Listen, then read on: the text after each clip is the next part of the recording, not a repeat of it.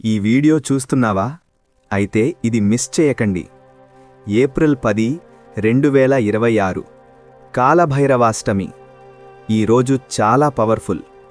ఈ opportunity miss అయితే మళ్ళీ డిసెంబర్ వరకు వెయిట్ చెయ్యాలి.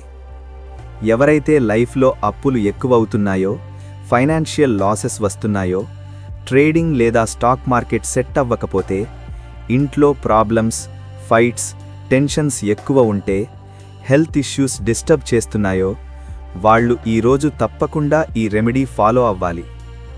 ముందుగా కాలభైరవ మంత్రాన్ని 11 సార్లు, 21 సార్లు, 54 సార్లు లేదా 108 సార్లు జపం చేయండి.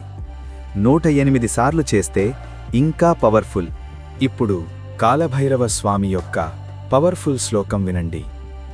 దేవరాజసేవ్యమాన పావనాంఘ్రి పంకజం వ్యాలయజ్ఞసూత్రమిందు శేఖరం కృపాకరం నారదాది యోగివృంద వందితం దిగంబరం కాశీకాపురాధినాథ కాలభైరవం భజే.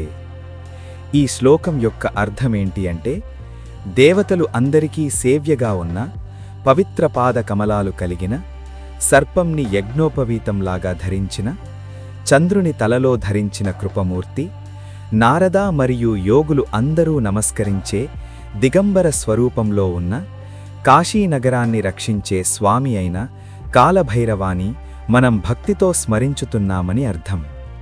ఈ శ్లోకంని భక్తితో జపం చెయ్యండి. ఇంకొక ముఖ్యమైన విషయం, ఆ రోజు ఆల్కహాల్ మరియు స్మోకింగ్ అవాయిడ్ చేయండి.